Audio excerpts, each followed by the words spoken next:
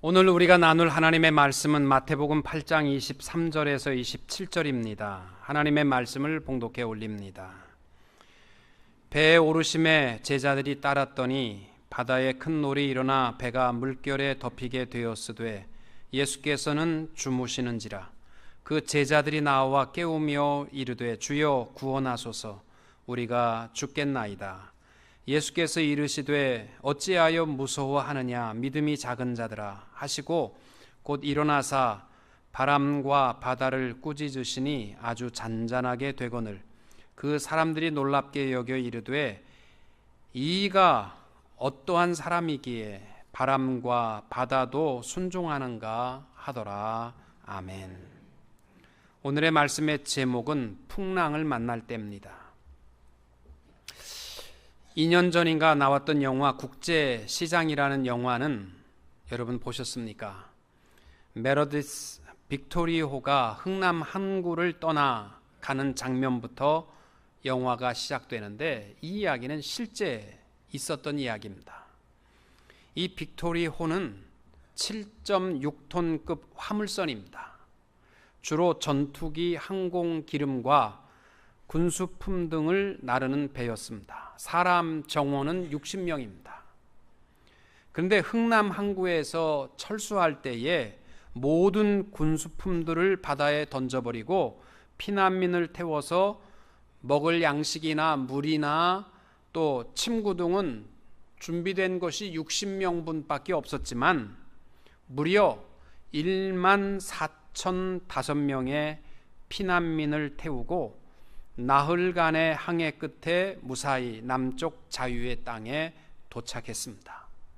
그 도착한 날이 1950년 12월 25일 크리스마스였고 그 배에 탔던 14,005명은 한 사람도 다치지 않고 죽지도 않고 무사히 도착했을 때에 그 배에는 5명의 새 생명이 더해져 출산되어 있었습니다.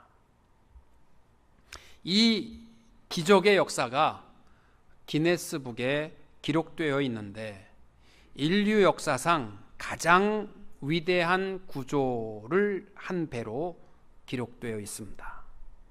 이 배의 선장은 레너드 라루라는 선장입니다. 저 사진을 보시면 알지만 정말 잘생겼습니다. 근데 잘생긴 사람들은 얼굴값 하는데 저 선장은 나를 닮아서 그런지 마음도 착한 것 같습니다.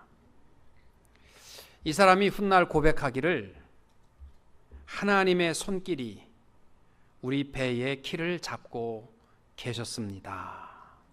이런 고백을 했습니다. 저는 이 기록을 보면서 내 목사의 롤 모델이 바로 이 빅토리호구나. 내 인생도 그렇게 됐으면 좋겠다. 내가 짊어진 무거운 짐들은 다 좀 바다에 내려놓고 한 영혼을 더 소중히 여기며 배에 태우고 내 배는 내 인생의 항해의 키를 하나님이 붙들고 가는 항해가 되었으면 좋겠다. 그렇게 하나님 앞에 제가 기도를 했습니다.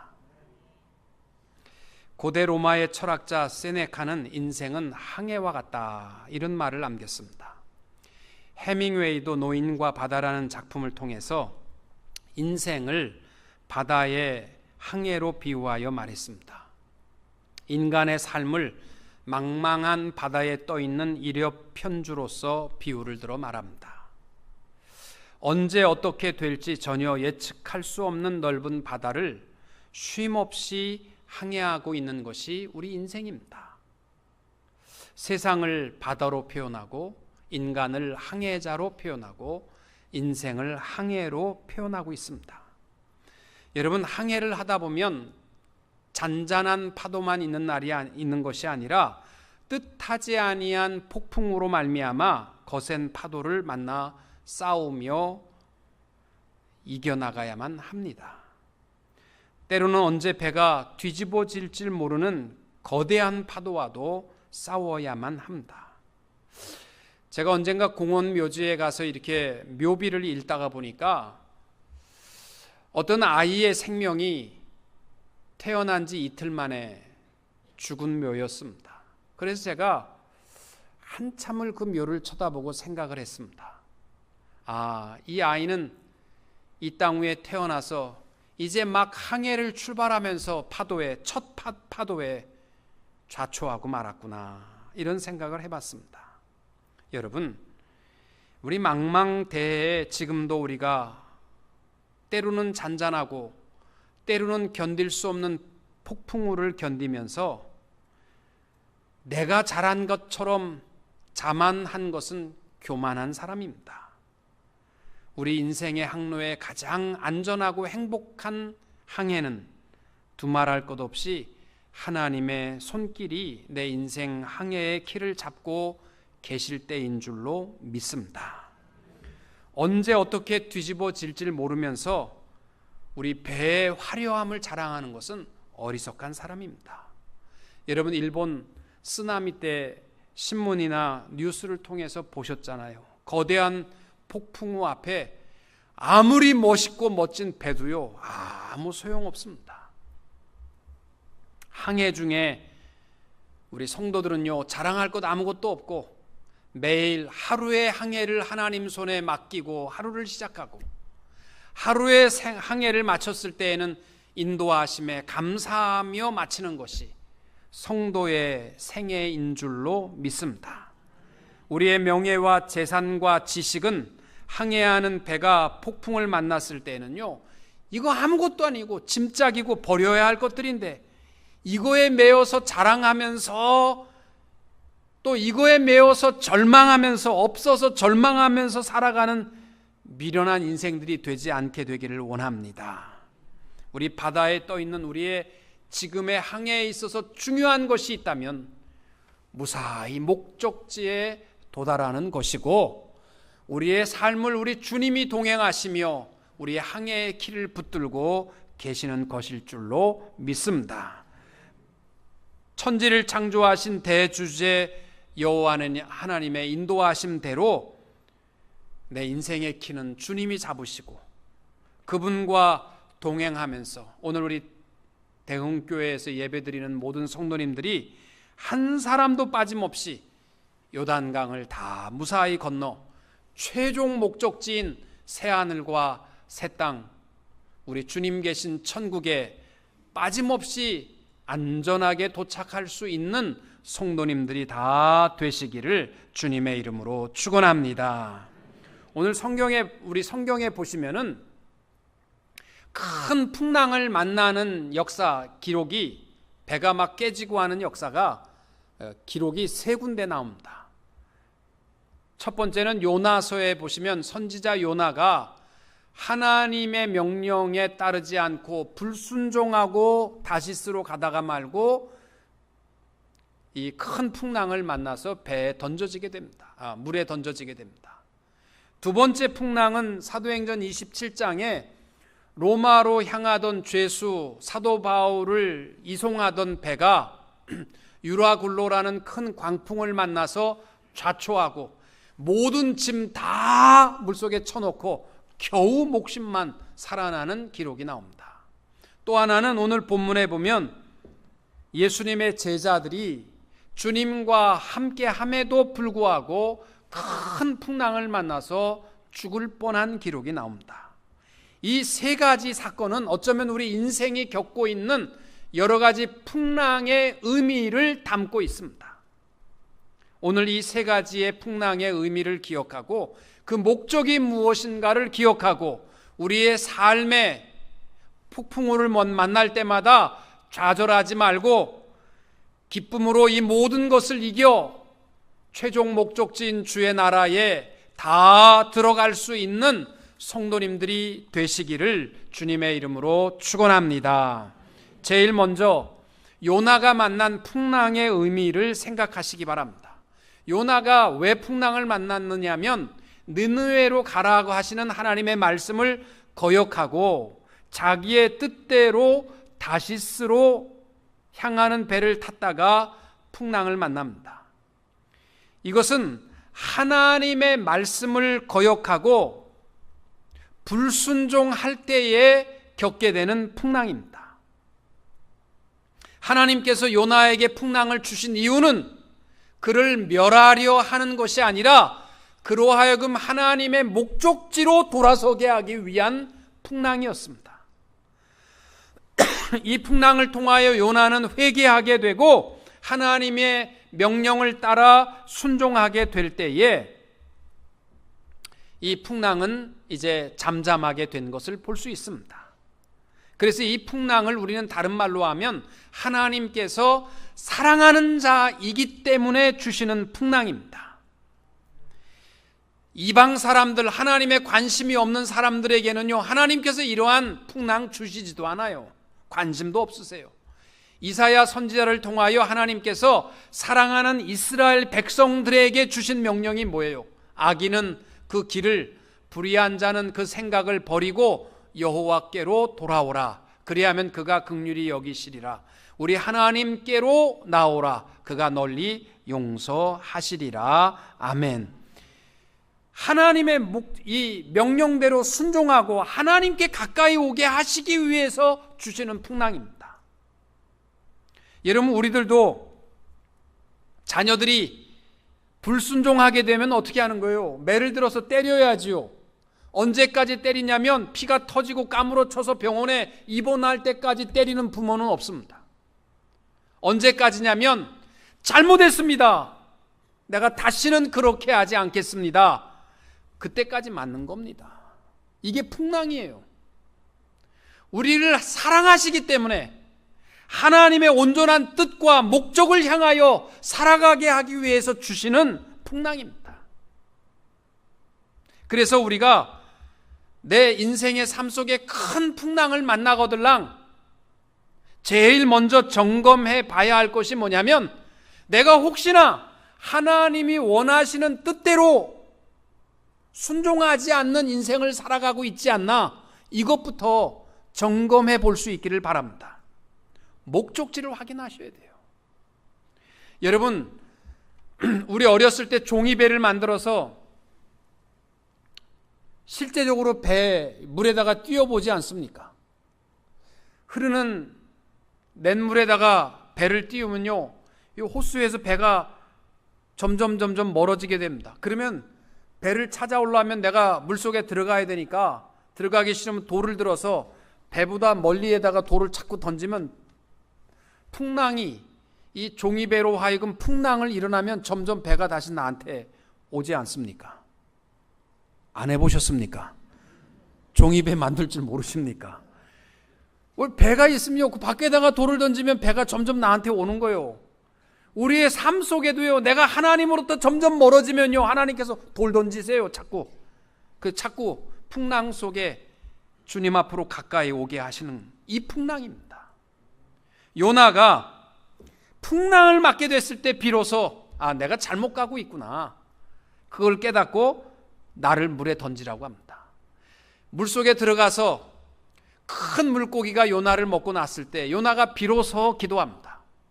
요나서 2장 9절과 10절에 나는 감사하는 목소리로 주께 제사를 드리며 나의 서원을 주께 갚겠나이다. 구원은 여호와께 속하였나이다 하니라. 여호와께서 그 물고기에게 말씀하시매 요나를 육지에 토하니라. 아멘. 내가 잘못했습니다. 주님 원하시는 대로 내가 할게요. 그러면 해결되는 겁니다. 그러니까 우리가 살아가면서 큰 풍랑을 만나거들랑 하나님의 말씀에, 하나님의 명령에 불순종하고 잘못된 목적지로 가고 있지 않는가를 점검하는 일이 우선입니다. 이것이 뭐냐면 주의 주되심을 인정하는 겁니다. 로드십. 내 삶에 내가 주인이 되면 풍랑 만납니다.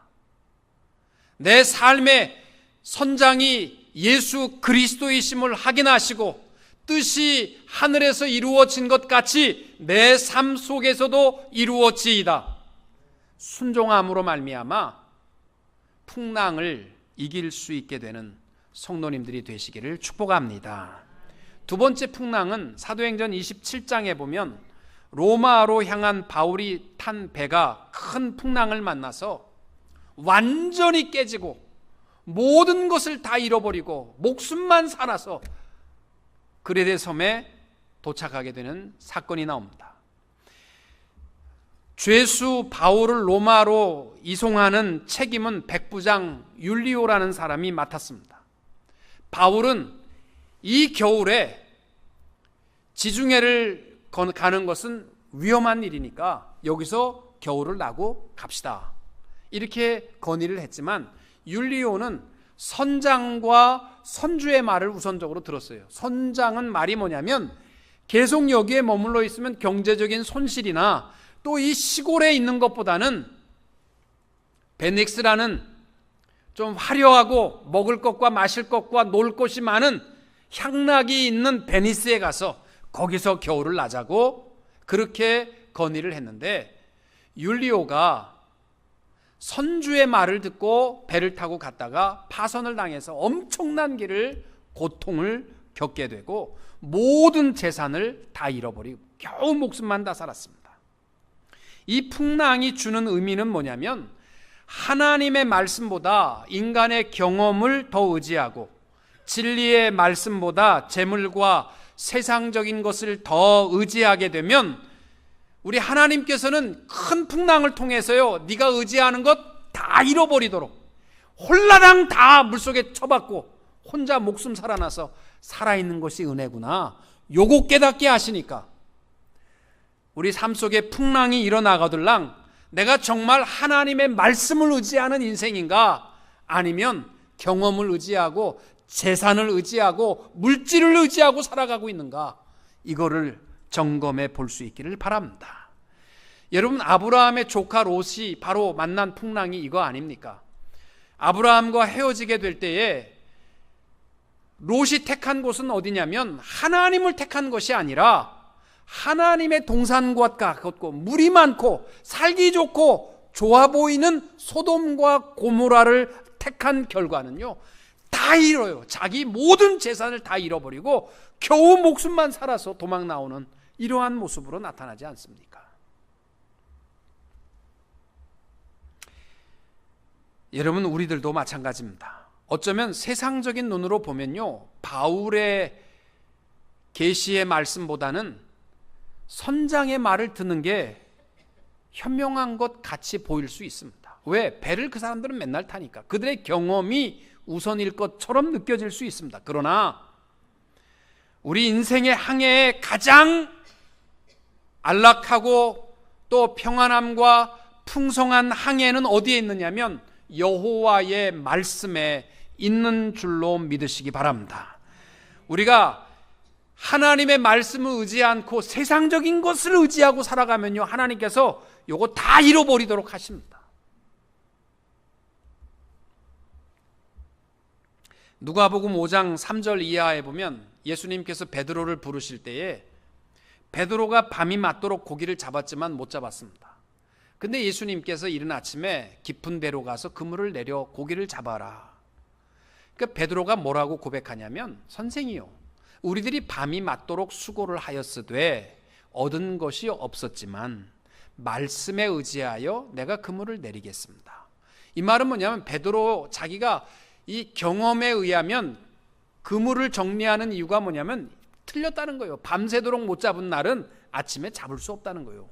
경험에 의하면 못 잡는 게 맞지만 말씀에 의지해서 내가 그물을 내리겠습니다. 그렇게 했더니 그리한즉 고기를 애운 것이 심이 많아 그물이 찢어진지라. 이것이 말씀 안에서의 승리요, 이것이 말씀 안에서의 풍요로움인 줄로 믿습니다. 여러분, 우리가 아무리 노하우가, 인생의 노하우가 있다 할지라도 그거 의지하면 광풍 앞에 아무것도 아닙니다. 하나님의 말씀을 의지하는 삶이 되시고, 말씀은요, 아는 것까지가 축복이 아니고 순종하는 데까지가 축복과 능력이 되는 줄로 믿습니다. 그래서 우리가 때때로 풍랑을 만나게 되거들랑 첫 번째는 내가 불순종하고 살아가는 거 아닌가, 목적지가 잘못된 거 아닌가, 이거부터 점검하셔야 되고, 두 번째는요, 내가 하나님 말씀보다 더 세상적인 것을 사랑하고 살아가고 있지 않는가, 이거 점검해 보셔야 됩니다. 왜? 우리의 삶의 모든 것은 하나님이 역사하시고 인도하고 계시기 때문입니다. 그래서 잠언 16장 3절의 고백이 뭐예요? 너의 행사를 여호와께 맡기라. 그리하면 너의 경영하는 것이 이루리라. 9절에 사람이 마음으로 자기의 길을 계획할지라도 그 걸음을 인도하시는 자는 여호와시니라. 아멘. 여러분, 큰 풍랑을, 인생에 정말 견딜 수 없는 큰 풍랑을 만났거들랑 내가 정말 말씀을 사랑하는가를 점검해 보시기를 바랍니다. 또 세 번째 풍랑이 뭐냐면 오늘 본문에 나와 있는 제자들이 만난 풍랑입니다. 여러분, 본문의 말씀은 참 이해하기 어렵습니다. 왜? 배를 타자고 하고 제의한 사람은 누구냐면 예수님이세요. 마태복음 18장 18절에 보면 예수께서 건너편으로 건너가라. 그 갈릴리 배 타고 건너가자 제의한 사람이요, 예수님이세요. 그리고 배에 오른 것도요, 제자들만 오른 게 아니고 예수님이 먼저 타셨고 제자들이 그 뒤에 같이 동행하여 탔습니다. 예수님의 계획이고 예수님이 함께 하시고 그러는데 큰 풍랑을 만난 거예요. 우리 인생의 여정에도 그럴 때가 있어요. 내가 정말 새벽마다 기도하고 하나님의 말씀 생활에 충실하게 살아가는데도 불구하고 인생의 큰 풍랑을 만나 죽을 똥살똥할 때가 있어요. 우리는 그것을 불러서 애매한 풍랑이라고 해요. 왜냐하면 해석할 길이 없어요. 왜 내게 이러한 고통의 풍랑을 만나야 되는지 그 이해가 잘 안 됩니다.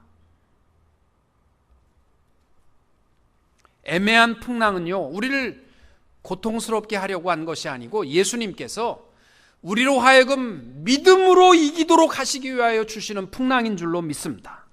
그래서 26절에 보면 예수님께서 뭐라고 얘기하시냐면 예수께서 이르시되 어찌하여 무서워하느냐 믿음이 작은 자들아 하시고 곧 일어나사 바람과 바다를 꾸짖으시니 아주 잔잔하게 되거늘. 보세요, 예수님의 관심은 풍랑이 아니고 어디냐면 우리들이에요. 우리들. 왜 무서워하느냐? 너희들 믿음 뒀다 뭐할래? 이렇게 제자들을 꾸짖고 계십니다. 이 말은 다른 말로 하면 내가 예수 안에 살아감에도 불구하고 큰 풍랑을 만났거들랑 믿음이 액세서리가 아니고 믿음이 내 삶의 능력인 것을 깨닫게 하기 위해서 우리에게 고난의 풍랑을 주시는 줄로 믿으시기 바랍니다. 하나님의 은혜는요, 하나님의 은혜는 믿음과 더불어 고난도 주십니다. 빌립보서 1장 27절 이하에 29절에 보면 이렇게 말씀합니다. 그리스도를 위하여 너에게 은혜를 주시는 것은 다만 그를 믿을 뿐 아니라 또한 그를 위하여 고난도 받게 하심이라. 믿음은요, 언제 그 믿음이 증명되는 거냐면 고난 속에 믿음이 증명됩니다. 그리고 그것이 은혜인 줄로 믿습니다. 애매한 풍랑을 여러분 예수 안에 살다가 만났거들랑 이기는 길은 기도밖에 없습니다. 제자들이 예수님 앞에 구합니다. 주여 구원하소서, 우리가 죽겠나이다. 예수님은요, 배가 뒤집어지고 전부 죽을 판에 주무시고 계셨습니다. 여러분, 성경 어디에 또 봐도요, 예수님 주무시고 계신다는 데는 없어요. 딱 여기 한 번 나와요. 주님은 밤이 맞도록 기도하셨고 제자들은 다 자도 새벽 미명에 기도하신 주님이십니다. 근데 오늘 성경에만큼은요, 예수님이 주무시는 거로, 그것도요 막 배가 뒤집어지려고 하는데도 주님 안 계세요. 이 말은 뭐냐면 예수님 되게 피곤하셨구나, 이거 얘기하려고 하는 거 아닙니다. 아니면 예수님 잠버릇 되게 나쁘셨구나, 주무시면 어버가도 모르시는구나, 이거 얘기하려고 하는 거 아니에요. 지금 언제까지 주무셨냐면요, 주님 살려주세요, 우리가 죽겠습니다, 기도하는 그 시간까지예요. 사실 주님 주무시는 분 아닙니다. 시편 121편 보세요. 여호와께서 너를 실족하지 아니하게 하시며 너를 지키시는 이가 졸지 아니하시리로다. 이스라엘을 지키시는 이는 졸지도 아니하시고 주무시지도 아니하시리로다. 아멘. 이게 무슨 말이냐면 주님은 우리를 위해서요 안 주무세요. 졸지 아니하고 늘 우리와 함께 하십니다. 그런데 때때로 우리가 주님 도대체 뭐 하십니까? 나 예수 사랑하는데 이러한 어려움 겪고 있는데 주님 뭐 하십니까? 이렇게 느껴질 때가 있어요. 주님 주무시는 것처럼. 그럼 언제까지 주님이 잠잠고 계시냐면 입술을 열어 구할 때까지입니다. 주님, 우리가 죽게 되었습니다. 여러분 보세요. 예수님은요 배가 뒤집어지고 사람들이 다 까무러치게 죽고 고함을 솟쳐도요 주님은 못 들은 채 하시잖아요. 주무신다고 표현되어 있습니다. 그러나 아무 죽겠다고 소리는 치는 것은 못 들으셔도요 세미한 기도 소리, 주님 도와주세요, 이거는 들으세요. 이거는 들으세요. 여러분 힘들거들랑 나 예수 안에 살아가는데 주님 왜 가만히 계세요? 원망하지 마시고 주님 도와주세요. 기도하면 폭풍이 잔잔케 되는 줄로 믿습니다. 마가복음 9장 29절 기도 외에 다른 것으로는 이런 종류가 나갈 수 없느니라. 아멘. 여러분 정말 죽겠거들랑 고함치고 불평하고 원망하고 소리치고 악을 치고 그러지 마시고 주님 도와주세요. 이게 살 길입니다. 또 하나 애매한 풍랑을 만났거들랑 잃어버린 감사 회복하세요. 때때로요 고난이 있어야 감사를 회복합니다. 무슨 말이냐면 여러분 여행 가보시잖아요. 휴가를 맡아서 한 주고 두 주고 여행 갈 때는 기분 좋은데 여행을 마치고 돌아와서 내린 결론은 항상 똑같습니다. 뭐냐면 우리 집이 좋다, 이거잖아요. 결국 여행 많이 가시는 분들 보면요 흥분해서 가지만 갔다 와서 하는 말은 우리 집이 좋다, 이거예요. 여러분 고국에 내 나라에 살고 있는 사람은 내 나라가 좋은지 몰라요. 근데 우리 나와 보면 내 나라가 좋은 거 알잖아요. 늘 건강한 사람은 건강에 감사 없습니다. 그러나 아파봐야 건강이 최고의 축복이구나. 그리고 매일 건강한 것에 감사하지 않습니까? 때때로 풍랑을 주셔야 내 삶이 행복하구나, 이거 감사하게 하나님 깨닫게 하십니다. 탈무드에 보면 그런 얘기가 나와요. 어떤 남편이 랍비를 찾아와서 자기가 죽겠다고 아우성을 칩니다. 아내도 말을 안 듣지, 애새끼들도 하나같이 말을 안 듣지, 집구석에 가야 행복한 거 없고 너무너무 괴로운데 이거 어떻게 하면 좋겠습니까? 선생님 도와달라는 거요. 그랬더니 랍비가 이렇게 말합니다. 선생님 집에 염소 키우십니까? 키우죠. 그러면 오늘부터 안방에서 키우세요. 아니 해결하는 길은 안방에 키우는 것입니다. 그래서 염소를 안방에 끌어안고 잘 살다 보니까 이게 똥 싸고 오줌 싸고 난리가 아닙니다. 그 괴로워서 돌아와서 무슨 해결입니까? 너무 괴롭습니다. 그랬더니 그래요. 선생님 집에 오리 키우십니까? 예. 오리도 안방에 넣으세요. 아니 어떻게? 넣으세요. 그랬더니 오리가 들어와서 꽥꽥대는데 일주일 동안 더 괴로운 거예요. 염소 뛰어다니지, 오리 꽥꽥대지 죽겠는 거예요. 그래서 와서 죽겠다고 하니까 선생님 집에 닭 키우십니까? 예. 닭도 안방에 넣으세요. 닭까지 넣으니까 난리가 아닌 거예요. 일주일 있다가 와서 정말 죽겠다고 머리가 아파서 이제 죽을 지경이라고 하니까 오늘 가서 다 내보내세요. 그러니까 며칠 만에 정말 살 것 같습니다. 거보라고 당신 집안이 원래 살만한 집안이었다고. 그거 다 넣어봐야 그 다음에 우리 집 좋은 줄 알지 않느냐고. 이게 탈무드의 지혜입니다. 여러분 때때로 풍랑일 때마다 내가 감사 잊어버리고 살고 있구나, 이거 깨닫고 감사하시기 바랍니다.